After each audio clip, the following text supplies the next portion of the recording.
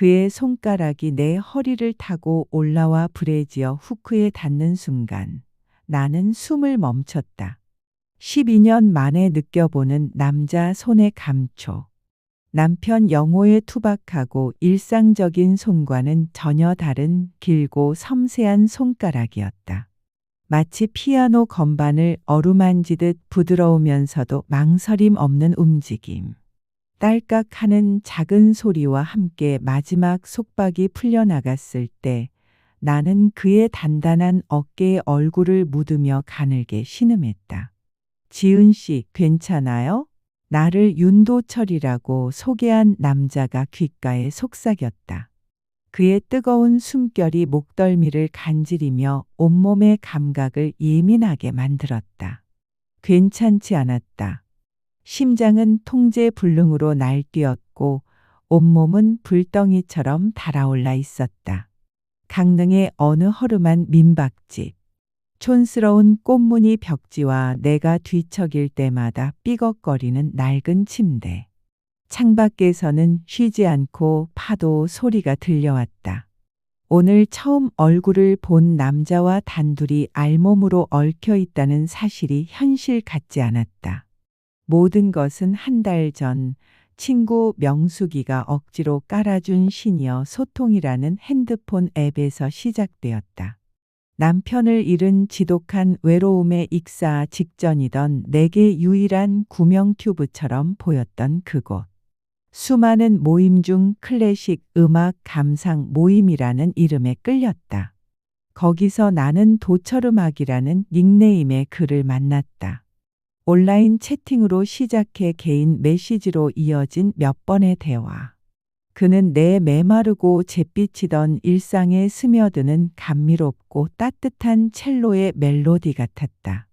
오늘 모임 사람들과 함께 1박 2일로 강릉 여행을 왔지만 다른 회원들은 저녁 식사와 가벼운 술자리 후 모두 각자의 방으로 흩어졌다.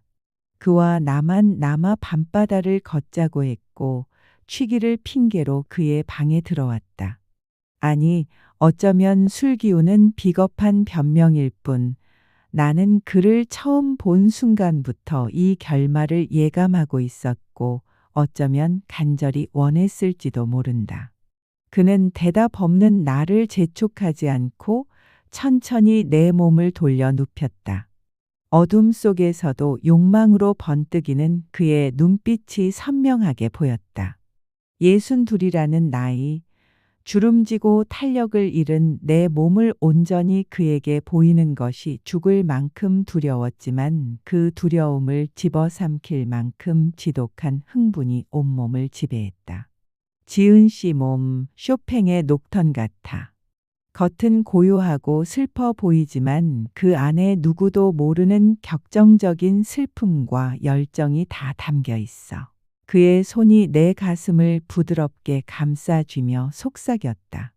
음악에 빗댄 그의 찬사는 그 어떤 젊은 남자의 유치한 고백보다 더 관능적이고 지적으로 다가와 나를 무장해제시켰다. 그는 내 몸을 한편의 악보처럼 소중히 다루는 마에스트로처럼 지난 12년간 잊고 있던 모든 감각의 현들을 하나씩 튕겨 깨워냈다. 그의 입술이 내 입술을 찾고 서툴지만 간절한 내 혀에 그의 능숙한 혀가 얽혀들었을 때 나는 12년간 굳게 닫아두었던 내면의 가장 깊은 문이 굉음을 내며 활짝 열리는 것을 느꼈다. 이건 단순한 육체의 결합이 아니었다. 텅 비어있던 내 삶의 오선지 위에 낯선 남자가 새로운 교향곡을 폭풍처럼 써 내려가는 순간이었다. 그의 거친 숨소리와 내 신음 그리고 창밖의 몽환적인 파도 소리가 뒤섞여 방 안을 가득 채웠다. 나는 기꺼이 그의 격정적이고 아름다운 선율에 내 모든 것을 맡겼다. 남편 영호가 세상을 떠난 지 12년하고도 석 달이 지났다. 처음 몇 년은 정말 정신없이 흘러갔다. 장례식을 치르고 밀린 병원비를 정산하고 그의 유품을 정리하고 찾아오는 조문객들을 막고 돌려보내는 과정에서 내 슬픔은 사치였다. 모든 것이 정리되고 나서야 진짜 외로움이 검은 파도처럼 밀려왔다. 62이라는 나이가 이토록 적막하고 쓸쓸할 줄은 꿈에도 몰랐다. 아침에 일어나면 뚜렷한 할 일이 없어 텔레비전만 켜놓고 소파에 앉아 멍하니 창밖을 보는 날이 부지기수였다. 점심은 입맛이 없어 대충 라면으로 때우거나 굶기 일쑤였고 해가 지고 어둠이 내리는 저녁은 더 견디기 힘들었다. 영호가 살아있을 때는 그의 퇴근 시간에 맞춰 저녁 식사를 준비하는 것이 내 삶의 가장 큰 즐거움이었는데 이제는 광활한 식탁에 앉아 혼자 밥을 삼키는 일이 고역이었다. 혼자 먹는 밥은 왜 그렇게 모래알을 씹는 것처럼 맛이 없는지.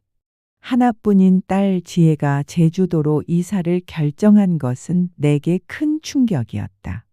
사위의 직장 발령 때문에 어쩔 수 없는 선택이라고 했지만 내게는 세상에 남은 마지막 핏줄마저 나를 떠나는 것처럼 느껴졌다.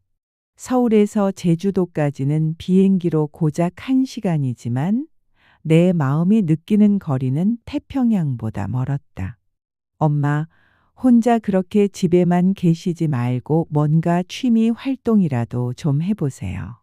지혜는 영상 통화를 할 때마다 레퍼토리처럼 같은 말을 반복했다. 하지만 뭘 어떻게 시작해야 할지 막막했다. 동네 노인정은 죽음을 기다리는 노인들의 한숨 소리만 가득했고 백화점 문화센터는 곱게 차려입은 부잣집 사모님들의 과시와 가식적인 웃음이 불편했다. 그러던 어느 날 오랜 친구 명숙이가 찾아왔다. 명숙이는 남편과 함께 여전히 건강하고 활기차게 사는 친구였다. 내 초점 없는 눈과 푸석한 얼굴을 보더니 혀를 쯧쯧 차며 말했다. 지은아, 너 이러다 정말 큰일 나. 사람 좀 만나고 그래야지. 뭘 해야 할지 모르겠어. 명수가.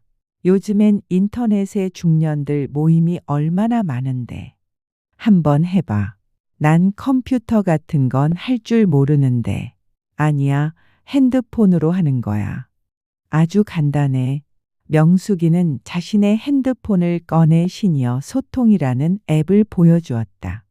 화면에는 클래식 음악 감상, 독서 토론, 요리 배우기, 여행 모임까지 정말 다양한 소모임들이 빼곡했다.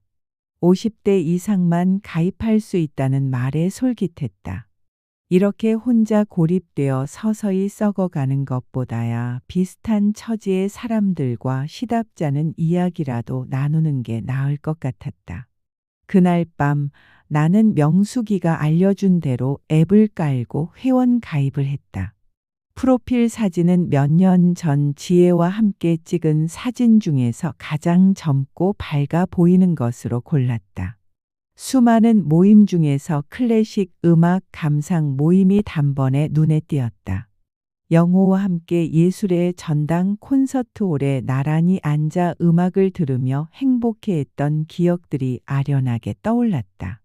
클래식과 함께하는 힐링 시간이라는 모임 제목이 마음에 들어 한참을 망설이다 가입 신청 버튼을 눌렀다.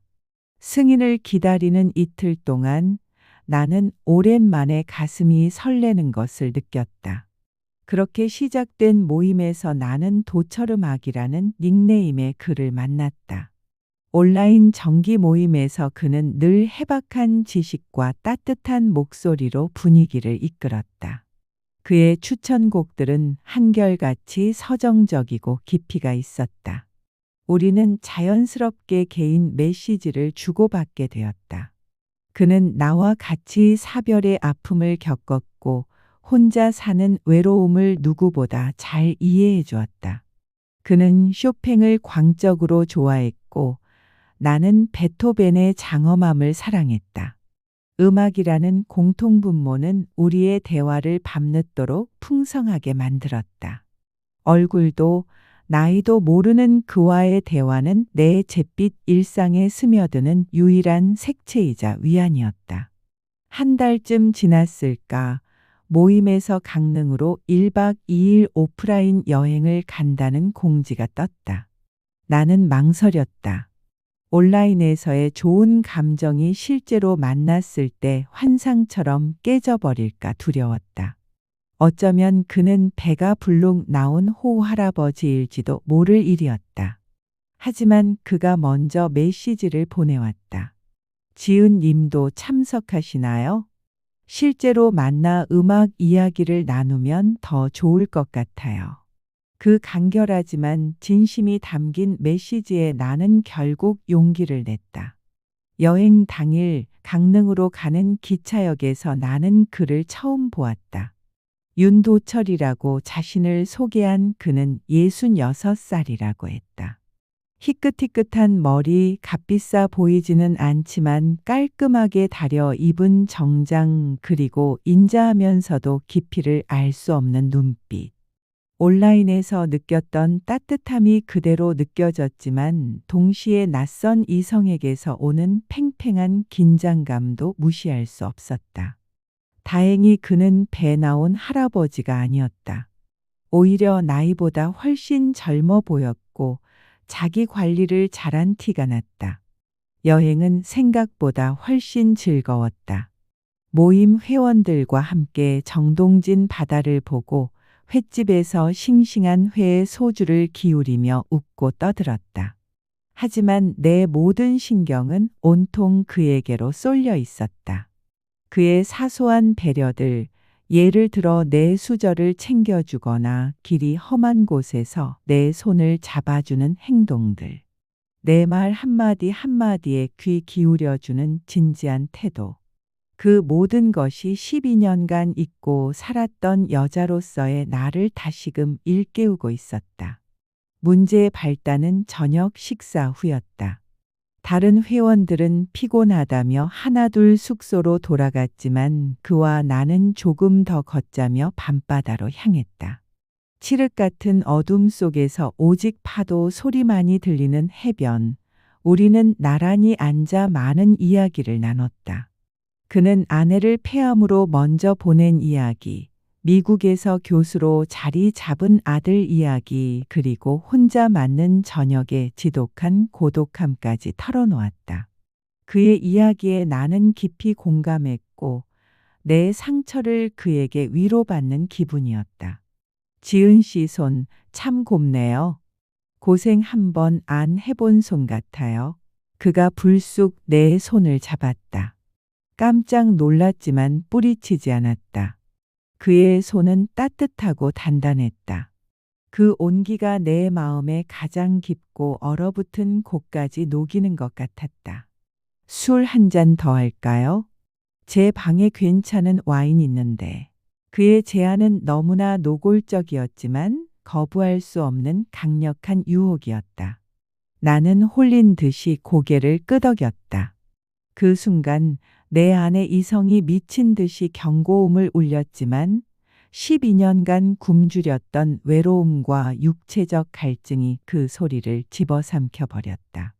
그렇게 나는 그의 방으로 향했고 내 인생을 송두리째 흔들어 놓을 그 밤을 맞이했다. 다음 날 아침 낯선 민박집 방에서 눈을 떴을 때 옆에는 그가 깊은 잠에 빠져 있었다.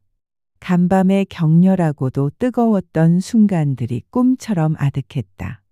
나는 조용히 침대에서 빠져나와 흐트러진 옷을 챙겨 입었다. 잠든 그의 얼굴을 마주할 자신이 없었다. 수치심과 죄책감 그리고 생경한 육체적 만족감이 뒤섞여 머릿속이 터질 것 같았다. 숙소를 빠져나와 홀로 새벽 해변을 걸었다. 차가운 바닷바람이 간밤의 열기로 달아오른 뺨을 식혀주었다. 12년 만에 처음으로 여자로서의 밤을 보냈다. 죽은 줄 알았던 내 몸이 낯선 남자의 손길에 저토록 격렬하고 솔직하게 반응할 줄이야. 역겹고 더럽다는 생각과 함께 더 깊고 어두운 쾌락을 갈망하는 나 자신이 짐승처럼 느껴져 무서웠다. 서울로 돌아온 후 나는 그에게서 연락이 올까봐 며칠을 전전긍긍했다. 하룻밤의 실수, 불장난으로 끝내야 할 관계였다. 하지만 며칠 뒤 예상대로 그에게서 메시지가 왔다. 지은 씨, 잘 지내시죠? 그날 밤 제게는 정말 소중한 시간이었습니다. 다시 뵐 수 있을까요? 나는 차마 답장을 하지 못했다. 그를 다시 만난다면 나는 또다시 쾌락의 늪으로 기꺼이 걸어 들어갈 것 같았다. 이성은 거부했지만 내 몸은 그의 손길, 그의 체온, 그의 냄새를 생생하게 기억하고 있었다. 며칠을 끙끙 앓던 나는 결국 그에게 애써 차가운 답장을 보냈다.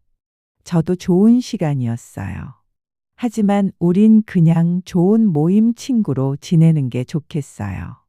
명백한 거절의 메시지였지만 내심 그가 한 번 더 매달려 주기를, 나를 붙잡아 주기를 바랐던 것 같다. 이 얼마나 모순적인 감정인가. 그의 답장은 내 예상을 벗어나 간단했다. 알겠습니다. 지은 씨 뜻을 존중할게요. 모임에서 웃는 얼굴로 뵈어요. 그의 단호하고 깔끔한 태도에 오히려 서운한 마음이 들었다. 그는 정말 아무렇지도 않은 걸까? 그에게 나는 정말 하룻밤 욕정을 풀 상대에 불과했던 걸까?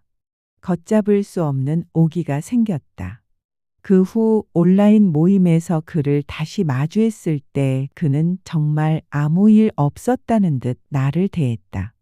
다른 회원들과 똑같이 예의 바르고 친절하게. 그의 그런 태도가 나를 더 미치게 만들었다. 나는 그에게 특별한 존재가 아니었다는 사실에 자존심이 상했고 동시에 그를 어떻게든 다시 내 남자로 만들고 싶다는 비뚤어진 욕망에 사로잡혔다. 그러던 어느 날 모임에서 등산 공지가 떴다. 남한산성으로 벚꽃 구경을 간다는 내용이었다. 평소라면 질색했을 등산이었지만 그가 참석자 명단에 있는 것을 확인하고는 나도 모르게 신청 버튼을 눌렀다. 그날 나는 옷장 속에서 가장 화사하고 몸매가 드러나는 옷을 골라 입었다. 벚꽃이 만발한 산길을 그와 나란히 걸었다. 그는 여전히 신사적이었지만 가끔 그의 시선이 내 가슴과 엉덩이의 곡선을 노골적으로 훑는 것을 느낄 수 있었다. 그럴 때마다 나는 모르는 척하며 미소를 지었다. 온몸이 짜릿했다. 하산길, 나는 일부러 발을 헛디디는 척하며 그의 팔을 잡았다. 다른 회원들보다 조금 뒤처져 단둘이 걷게 될 기회를 만들었다. 지은 씨, 그가 나지막이 내 이름을 불렀다. 네? 정말 나랑 이대로 친구로만 지낼 수 있겠어요? 그의 질문에 심장이 쿵 하고 내려앉았다. 나는 아무 대답도 하지 않았다. 기다렸다는 듯 그가 한 걸음 다가와 내 손을 꽉 잡았다. 나는 못하겠는데. 강릉에서 보낸 그 밤 이후로 온통 지은 씨 생각뿐인데. 당신 몸을 다시 안고 싶어서 미칠 것 같은데. 그의 뜨겁고 솔직한 눈빛과 고백에 애써 쌓아 올렸던 이성의 댐이 와르르 무너져 내렸다. 나는 그의 품에 와락 안겼고 우리는 다른 등산객들의 눈을 피해 벚꽃이 흩날리는 숲길 안쪽으로 파고들어 서로의 입술을 거칠게 탐했다. 그날 이후 우리의 비밀스럽고 위험한 관계가 다시 시작되었다. 우리는 모임 사람들의 눈을 피해 평일 낮에 만났다. 자동차 극장의 어둠 속에서 서로의 몸을 더듬었고 인적이 드문 공원 벤치에 앉아 키스를 나눴다. 그리고 종종 그의 허름한 오피스텔이나 시내의 모텔에서 누구에게도 방해받지 않는 은밀한 시간을 보냈다. 그와의 잠자리는 늘 새롭고 충격적이었다. 그는 내 몸의 가장 민감한 곳을 귀신같이 알고 있었고 내가 무엇을 원하는지 꿰뚫어 보는 듯했다. 그는 나를 단순한 욕망의 배출구로 대하지 않았다. 내 몸 구석구석을 찬양하고 내 반응 하나하나에 집중하며 쾌락의 절정으로 이끌었다. 지은 씨는 스스로가 얼마나 아름답고 섹시한지 몰라. 이 눈가의 주름 하나하나에 당신이 살아온 세월의 이야기가 담겨 있어. 나는 그 이야기를 온몸으로 읽고 싶고 사랑해. 그의 말은 내 오랜 자격지심과 나이에 대한 불안감을 녹여주었고 나는 그의 앞에서 스스럼 없이 내 모든 것을 보여줄 수 있는 음탕한 여자가 되었다. 우리는 서로의 몸을 격렬하게 탐하며 서로의 지독한 외로움을 채워주었다. 하지만 이 관계가 깊어질수록 내 마음속 불안의 그림자도 함께 짙어져 갔다. 행복한 시간은 오래가지 않았다. 어느 날 모임의 수다스러운 회원이 내게 넌지시 물었다. 지은 씨, 도철 씨가 다른 모임에도 여러 개 나가는 거 알아요? 독서 모임이랑 사진 모임에도 나간다던데 거기서도 인기가 아주 많대요. 특히 강남에서 크게 레스토랑 한다는 어떤 이혼한 여사장이랑 아주 각별하다는 소문이 자자하던데. 그 말을 듣는 순간 망치로 머리를 세게 얻어맞은 듯 멍해졌다. 그가 나뿐만 아니라 다른 여자와도 질투심과 배신감에 눈앞이 캄캄해졌다. 그 이혼한 여사장은 나보다 젊고 돈도 많을 것이다. 그날 밤 나는 도철을 만나 사실을 추궁했다. 그는 당황하며 다른 모임은 단순한 취미 활동일 뿐이라고 그 여사장은 그냥 아는 사이일 뿐이라고 변명했다. 지은 씨, 나한테 여자는 정말 당신뿐이야. 제발 나 좀 믿어줘. 어떻게 믿어? 당신이 그 여자랑도 나랑 했던 짓을 안 했다는 보장이 어디 있어? 지은 씨, 그는 내 노골적인 의심에 상처받은 듯 처음으로 언성을 높였다. 우리는 처음으로 심하게 다퉜다. 그는 내 불안을 잠재우기 위해 그 자리에서 다른 모임을 모두 탈퇴하는 모습을 보여주며 자신의 결백을 증명하려 했었다. 그의 그런 극단적인 모습에 마음이 약해졌지만 한번 피어난 의심의 씨앗은 독초처럼 내 마음속에서 무성하게 자라나고 있었다. 엎친 데 덮친 격으로 제주도에 사는 딸 지혜가 갑자기 서울로 올라왔다. 엄마, 요즘 남자 만난다며? 명숙 이모한테 다 들었어. 지혜는 내 집에 들어서자마자 대뜸 나를 추궁했다. 엄마, 제정신이야? 그 나이에 남자가 웬 말이야. 상대는 대체 어떤 사람인데. 혹시 엄마 남은 재산 보고 접근한 꽃뱀 아니야? 딸의 날카롭고 경멸적인 말들이 비수처럼 가슴에 박혔다. 그런 사람 아니야. 너보다 엄마를 더 잘 이해해주고 사랑해주는 사람이야. 이해? 사랑? 웃기지 마. 아빠 돌아가신 지 얼마나 됐다고 벌써 다른 남자 품에 안겨서 뒹굴어? 엄마 정말 실망이야. 역겨워. 지혜는 내게 평생 상상도 못할 막말을 쏟아내고는 그 남자와 당장 헤어지지 않으면 다시는 얼굴 볼 생각 말라며 으름장을 놓고 제주도로 돌아가 버렸다. 도철에 대한 의심과 딸의 맹렬한 반대. 나는 사면초가에 빠졌다. 이 위험한 관계를 계속 이어가야 할까? 내가 지금 느끼는 이 행복은 정말 진짜일까? 아니면 한순간의 불장난에 불과한 늙은 여자의 주책일까? 도철을 만나 달콤하고 은밀한 쾌락에 빠져 있는 동안 나는 어쩌면 점점 더 깊고 어두운 수렁으로 빠져들고 있는 것인지도 몰랐다. 며칠 동안 도철과 연락을 끊고 혼자만의 시간을 가졌다. 머릿속이 지옥이었다. 딸의 말이 독처럼 뇌리에 퍼져나갔다. 엄마 재산 보고 접근한 꽃뱀. 혹시 정말 그런 건 아닐까? 돌이켜보면 그는 한 번도 자신의 경제 사정에 대해 자세히 말한 적이 없었다. 늘 깔끔한 정장을 입고 좋은 차를 몰았지만 그게 그의 모든 것을 증명하는 것은 아니었다. 어쩌면 그 모든 것이 나를 안심시키기 위한 연극이었을지도 모른다. 나는 결국 해서는 안 될 일을 저지르고 말았다. 이 불안감을 견딜 수 없었다. 인터넷을 뒤져 찾아낸 흥신소에 연락해 윤도철이라는 사람의 뒷조사를 의뢰했다. 계약금을 입금하고 결과를 기다리는 며칠 동안 피가 마르는 것 같았다. 며칠 뒤 이메일로 도착한 파일은 내 마지막 희망마저 산산조각 냈다. 그는 번듯한 외모와 해박한 지식과는 달리 수년 전 무리한 사업 확장으로 실패해 거액의 빚을 지고 있었다. 지금 사는 오피스텔도 월세였고 타고 다니던 차도 리스였다. 그가 나갔던 여러 모임들은 새로운 사업 파트너나 후원자를 물색하기 위한 목적이 컸다는 정황도 드러났다.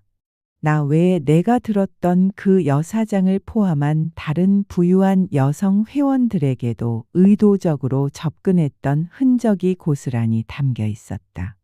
모든 것이 거짓이었다. 그가 속삭였던 쇼팽의 녹턴 같은 달콤한 말들, 내 외로움을 이해한다던 그 따뜻한 눈빛, 나뿐이라던 그의 맹세까지도. 그는 그저 내 남은 재산을 노리고 접근한 천박한 사기꾼에 불과했다. 나는 그의 완벽한 연극에 노란한 어리석고 외로운 늙은 여자였다. 그날 밤 나는 그를 내 집으로 불렀다. 지은 씨, 며칠 동안 연락도 없고 무슨 일 있었어요? 걱정 많이 했잖아요. 그는 여전히 다정하고 걱정스러운 얼굴로 나를 바라봤다. 그 위선적인 모습에 구역질이 났다. 나는 프린트한 조사 보고서를 그의 얼굴에 집어 던졌다. 이게 당신의 진짜 얼굴이야? 이 더러운 사기꾼 새끼야. 바닥에 흩어진 서류들을 주워 읽은 그의 얼굴이 순식간에 새하얗게 질렸다. 지은 씨, 이건 오해야. 내가 다 설명할게. 닥쳐. 내 돈이 탐나서 그동안 내 앞에서 사랑 연극했던 거잖아. 내 몸을 탐하면서 속으로 무슨 생각했어? 이 늙은 여편네 등쳐먹기 참 쉽다고 낄낄대고 있었니? 나는 이성을 잃고 악을 쓰며 그에게 달려들어 뺨을 때리고 가슴을 핥히었다. 그는 아무런 저항도 하지 않고 내 분노를 묵묵히 모두 받아냈다. 한참을 울부짖다 지쳐 소파에 주저앉았다. 그는 내 앞에 무릎을 꿇고 용서를 빌었다. 미안해, 지은 씨. 정말 미안해. 처음엔 당신에게 불순한 의도가 있었던 거 맞아. 하지만 당신을 알아가면서 당신과 밤을 보내면서 정말로 당신을 사랑하게 됐어. 당신과 함께했던 모든 순간 내 감정은 진심이었어. 진심. 그 더러운 입으로 진심이라는 말 다시는 담지 마. 나는 그를 경찰에 신고하려다 멈췄다. 이 추잡한 일이 세상에 알려지면 나 역시 웃음거리가 될 터였다. 딸 지혜는 나를 벌레 보듯 경멸할 것이고 세상은 남편 죽자마자 젊은 남자에게 빠져 돈까지 뜯길 뻔한 주책 없는 늙은 여자라고 손가락질할 것이다. 그럴 수는 없었다. 나는 내 손으로 이 끔찍한 연극을 마무리해야 했다. 당장 내 눈앞에서 사라져. 다시는 내 인생에 나타나지 마. 만약 한 번이라도 내 주변에 얼쩡거리면 그땐 이 자료 뭉치 들고 경찰서로 갈 거야. 당신 인생 내가 끝장내줄 수 있어. 그는 한참 동안 피 묻은 입술로 나를 바라보다가 힘없이 자리에서 일어났다. 문을 열고 나가기 전 그가 마지막으로 돌아보며 말했다. 그래도 당신을 만난 건 내 비루한 인생의 유일한 행운이었어. 부디 행복해, 지은 씨. 문이 닫히고 나는 지독한 고요함 속에 혼자 남았다. 모든 것이 끝났다. 짧고 강렬했던 꿈에서 깨어난 기분이었다. 나는 비틀거리며 욕실로 들어가 샤워기 물을 세차게 틀었다. 그의 흔적이 묻은 내 몸 구석구석을 미친 듯이 문질러 닦았다. 하지만 아무리 씻어내도 그가 내게 남긴 농밀한 쾌락의 기억과 지독한 상처의 낙인은 결코 지워지지 않았다. 며칠 후 나는 내 명의의 모든 재산을 정리해 딸 지혜에게 증여하는 절차를 밟았다. 그리고 홀가분한 마음으로 혹은 모든 것을 포기한 마음으로 제주도로 내려갔다. 지혜는 돌아온 나를 보고 아무것도 묻지 않고 그저 말없이 안아주었다. 나는 이제 제주도의 바다가 보이는 작은 집에서 혼자 살아간다. 더 이상 시니어 소통 같은 앱은 쳐다보지도 않는다.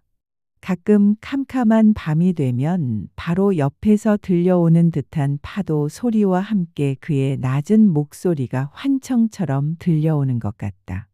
지은 씨 몸은 쇼팽의 녹턴 같아. 그러면 나는 온몸을 떨며 이불을 머리끝까지 뒤집어 쓴다.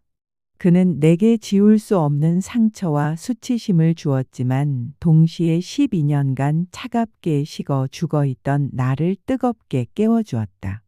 나는 그를 증오하지만 그와의 격정적이고도 음탕했던 밤들을 완전히 부정할 수는 없다. 나는 어리석었지만 그 순간만큼은 분명히 살아있었다. 어쩌면 인생이란 이 지독한 모순 속에서 나만의 길을 찾아가는 고독한 여정인지도 모른다. 나는 오늘도 텅 빈 밤바다를 보며 나만의 교향곡을 홀로 연주한다. 그 선율은 때로는 슬프고 때로는 격정적이며 지독히도 외롭다. 이야기가 재미있으셨나요? 댓글과 구독, 좋아요로 응원해 주세요. 더 좋은 영상으로 찾아뵙겠습니다. 감사합니다.